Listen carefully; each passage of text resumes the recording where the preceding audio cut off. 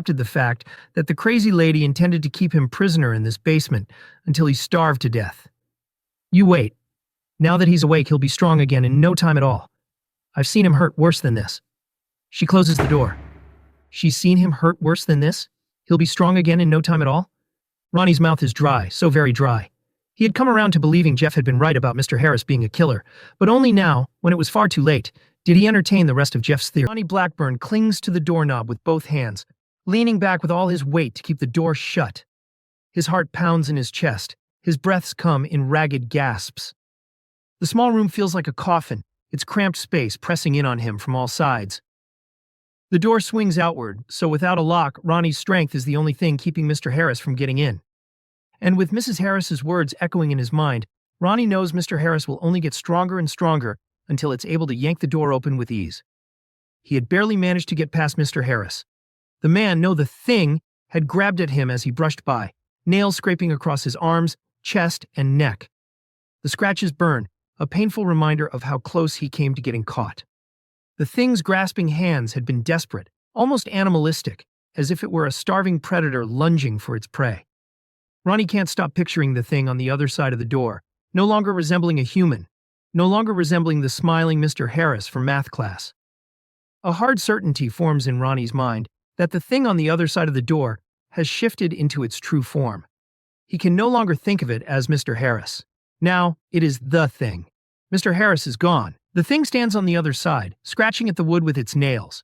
Occasionally, it gives the knob a tentative tug, testing. Ronnie, it's only a matter of time, Ronnie. The words send shivers down Ronnie's spine. He can feel the malice in the thing's voice, and it fuels his terror. He can't afford to let up, not even for a second. But his muscles are aching already. How long before his strength or the sweat rolling off him betrays him? Jeff hid in this room too, you know. He did the same thing you're doing now. It's what they all do. Okay, Mack says. When will he be back? It's important. He's at the school doing paperwork, she says. Another lie, and a stupid one. Mack raises an eyebrow. Why would he drive an hour to a place he won't be allowed in? Her confusion is evident. Why wouldn't he be allowed in? He's done nothing wrong. For a moment he's silent. She doesn't know the school has been closed. But more importantly, his talent tells him her husband has in fact done something wrong, and she knows. Have you seen the news? Did anyone from the school call? He asks. No, she says truthfully. We don't own a TV and don't have the internet. More alarm bells go off in Mack's mind, a working husband with a wife who stays home without TV, internet, or a phone. It speaks of a controlling, dominant husband. It's not always the case, but it's the classic setup of a woman married to a serial killer. He suspects she has no friends, no life outside this house. But he doesn't press her on that. Instead, he shifts to the topic at hand. Has your husband ever mentioned Ronny Blackburn? Her reaction is immediate and telling. No, she says truthfully, but the mention of Ronnie's name clearly startled her. Why are you here? She asks, her voice trembling slightly. Instead of answering directly, Mack probes further. Do you know who Ronny Blackburn is? She hesitates. No, she says, a lie. I'm sorry, but you'll have to come back sometime when Andrew is home. Now excuse me. She moves to close the door in his face. Mack stops her, easily holding the door open with one hand. I know your husband is here. Tell him to come out. He isn't here, she says, making a futile effort to push the door closed. You need to leave right now. Mack pushes his way inside, feeling the weight of her desperation. Is Ronny Blackburn here? He asks, his voice firm. No, now get out, she says. But he feels the lie. Show me where they are, Mack says, his patience thin. Neither of them are here, she insists. You have to leave. Mack starts searching the house, her cries and threats trailing behind him. He checks the bedrooms and bathroom, noting the house's size. No garage, few places for anyone to hide. Mrs. Harris follows closely, her protests growing louder and more frantic. You can't do this. This is my home. You need to leave now. Mack moves to the next room, her words barely registering as he searches. Would a house this size have a basement? Is there a storage shed out back? These thoughts race through his mind as he searches. He's about to look for a back door when he spots a door in the kitchen, with a large deadbolt lock on it. Get out! You have no right to be here, Mrs. Harris yells, her voice cracking with panic. It's locked and solidly built, and far too reinforced. This door is meant to keep someone inside, to keep someone a prisoner. He knows he's on the brink of uncovering something terrible. In the dim light of the basement, Ronny and the Thing grapple with the door. The air is thick with desperation and fear. The Thing's strength seems to grow by the second. Every time the Thing manages to pull the door open a few inches, Ronny musters enough strength to pull it closed again. But not this time. The Thing holds the door several inches ajar. Despite Ronny throwing his entire weight against it, the gap is widening slowly, but steadily.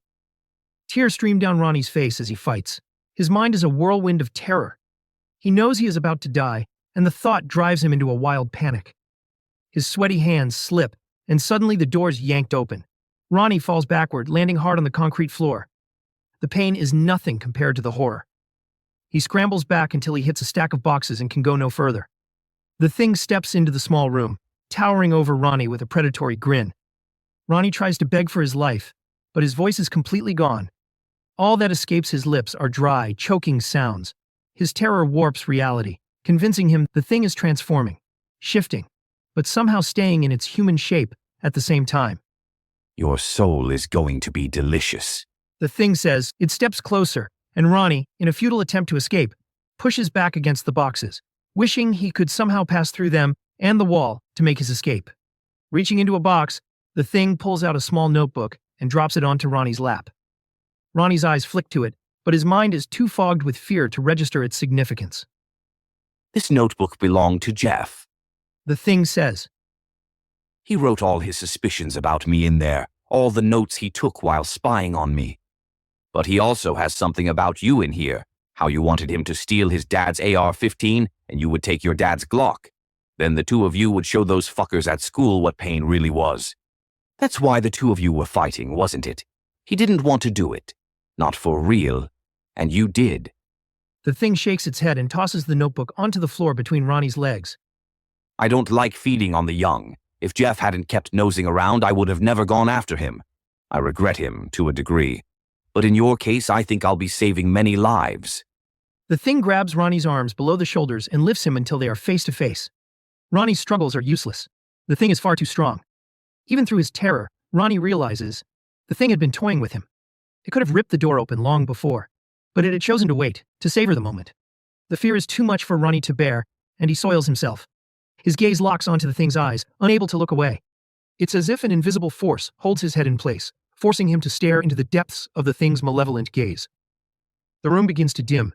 His hearing fails him, and Ronny feels his consciousness slipping. His very soul is being pulled from his body. Every inch of him starts to ache, the pain intensifying with each passing second. It feels as if his blood is starting to boil, as if he is starting to cook from the inside. Just as the pain becomes unbearable, it stops. The Thing looks off to the side, distracted. The room brightens, and Ronny's hearing returns. Someone is trying to break down the door at the top of the basement stairs. The Thing curses, its face twisting into a mask of fury. Mrs. Harris lunges at him. He shoves her back, keeping his focus on the door. It's solid, fortified. No ordinary basement door is built like this. Mack's mind races with the implications. His kicks are damaging the door, but it's clear it won't be kicked open. Mrs. Harris suddenly halts her frantic attempts to stop Mack and bolts from the room. Mack realizes she must be going for a weapon, likely the gun she threatened him with earlier. He goes after her. He catches up with her in the master bedroom, just as she is opening the top drawer of a dresser. He grabs her arm, shakes it hard. She winces, and he hears a heavy thud inside the drawer. He hooks his arm around her neck, applying just enough pressure. Her struggles weaken, her movements growing sluggish. Mack counts the seconds, feeling her body go limp. He lowers her gently to the floor, checking her breathing. Her chest rises and falls steadily, confirming he hasn't cut off her oxygen for too long. Mack yanks the cord off a nearby lamp, tying her securely to the headboard of the bed. He checks her pockets for keys, but finds none. Now with her subdued and no longer attacking him, Mack heads to the kitchen. Now able to think without a woman screaming in his ear, Mack realizes he knows where the keys are.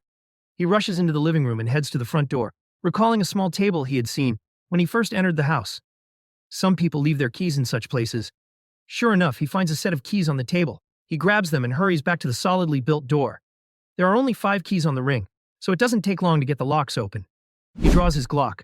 Before he opens the door, Mack pauses, listening for any sounds from the other side. Nothing. He takes a deep breath, steeling himself for whatever he might face, and pulls the door open.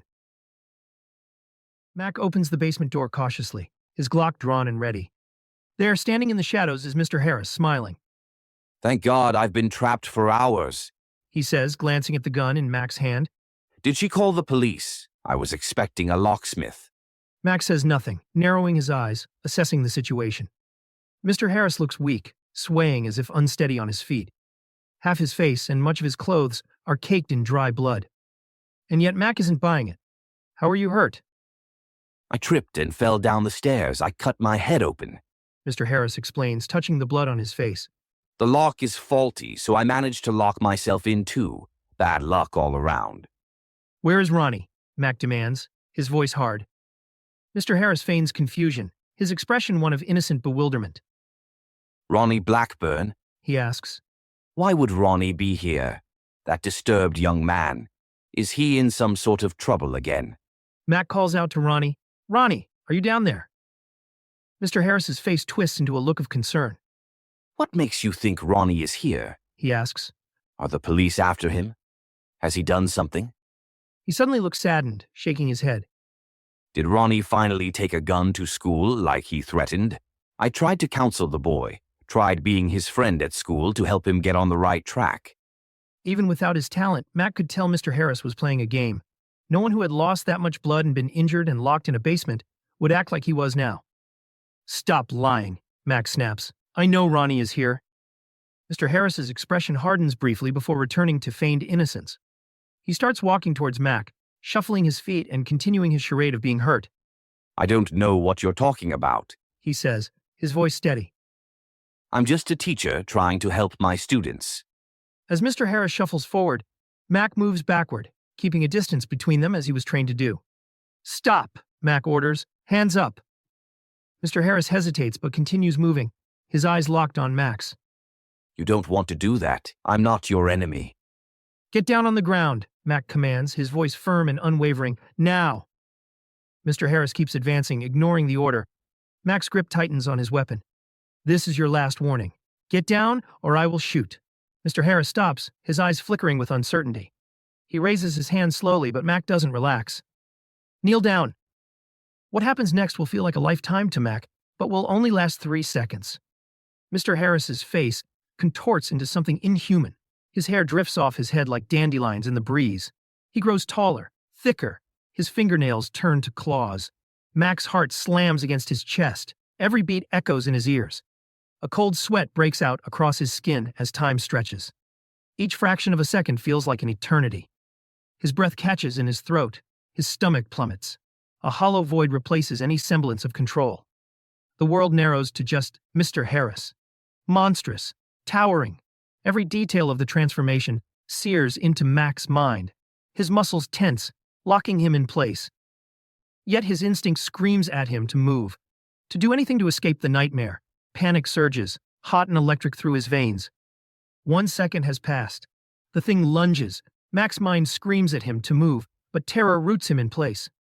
In that split second, when all seems lost, his body reacts on its own, a reflex born from years of fight training and facing opponents in the octagon. His head slips to the side, just as the creature's claws slash through the air where his throat was a heartbeat before. His hand flashes up. He jams the gun's barrel under the creature's jaw and fires 3 rounds.